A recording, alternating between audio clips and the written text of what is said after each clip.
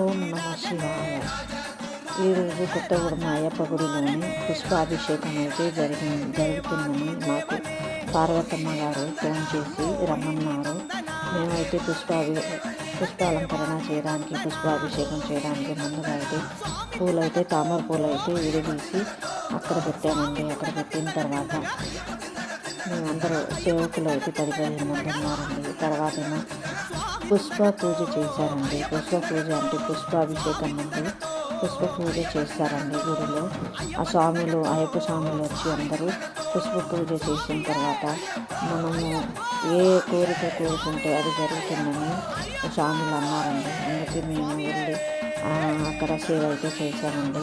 సేవ చేసిన తర్వాత పుష్పాభిషేకానికి బుట్టలో పూలు వేసుకొని అయ్యప్ప స్వామికి అయితే పుష్పాభిషేకం అయితే జరిగిందండి. ఎంత బాగా జరిగిందంటే అంత బాగా జరిగింది.